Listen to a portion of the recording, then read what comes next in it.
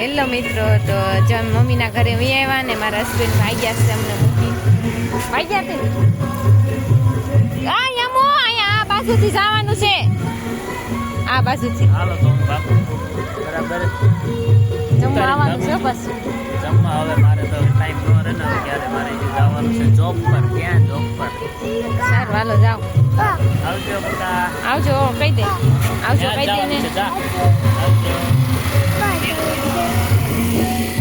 મમ્મીના ઘરે ગણપત દાદા બેસાડ્યા તો ના આવ્યા છે. મેં આરતીમાં ને અહીંયા થાય છે આરતી, તો ચાલો દેખાડી દઉં.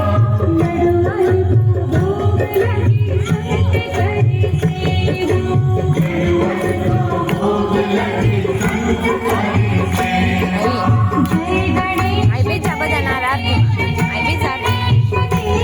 બેચા. હેલો મિત્રો, તો કેમ છે બધાને? તો આજના મારા નવા બ્લોગમાં તમારા બધાનું હાર્દિક હાર્દિક સ્વાગત છે. તો અમે આજે આવી ગયા છે મારા મમ્મીના ઘરે. તો મમ્મીના ઘરે આવ્યા એટલે ધમાલ જ કરવાના છે. ગણપતિ વિસર્જન કરવાનું છે એટલે આજે જમવાનું હતું અને રાસ લેવાના છે. તો અમે મમ્મીના ઘરે આવી ગયા છીએ અને વિડીયોમાં કન્ટિન્યુ રહેજો. કેમ આવ્યું બોલા? તો મમ્મીના ઘરે તો ધમાલ જ કરવાની હોય એટલે તારે ના બોલું કરવું એટલે આ ફોટા નથી પાડી દેવાના. તો રાસ ગરબા લેવાના છે એટલે વિડીયો તમારે અમારો વિડીયો જોતા રહેજો એટલે તમને આગળ અમારે શું કરીએ ધમાલી તમને બધું બતાવશું. તો સારો મિત્રો, તો અમારો વિડીયો સારો લાગતો હોય તો લાઈક શેર સબસ્ક્રાઈબ કરી દેજો. તો ચાલો મિત્રો, હું તો કમ્પ્લીટ થઈ ગઈ છું, તૈયાર થઈ ગઈ છું અને હવે રાસરૂમમાં જવાનું છે. તો મારા હસબેન્ડ જમે છે અને યામિની તો સૂઈ ગઈ છે. જો અત્યારમાં યામિની સૂઈ ગઈ છે, પાછી જાગી જાય તો કંઈ કહેવાય નહીં. આ જો જમે મજા આવે છે. જમવામાં છે કઢી ગાંઠિયા, પછી ખમણ, નૂડલ્સ ભાત અને પંચ દાળ. તો ગણપત દાદાની પ્રસાદી છે મસ્તની. ક્યાં મસ્ત છે ને? જેઠિયા વગર ન થાલતું પણ તો ગળે ઉતરતું ન ખાવાનું. કા જેઠિયો કેવો મારે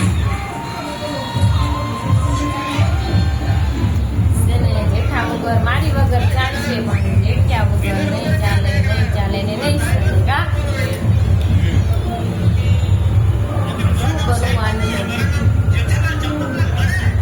મીઠાલાલે તો દીવાના બનાવ્યા છે બધાયને, ખાવા વાળા બધાયને.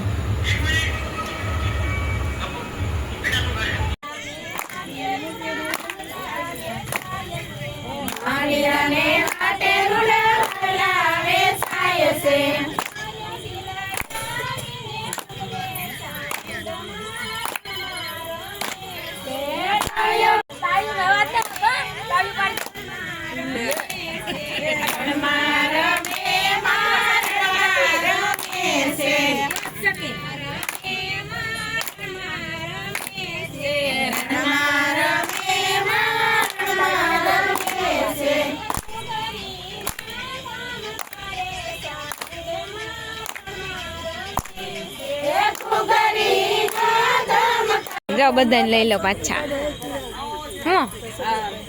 કોના સપલ? ના રે ના, યામિની ના નથી કાંઈ. જમવા બેસી ગયા છે, હજી વાટે છે.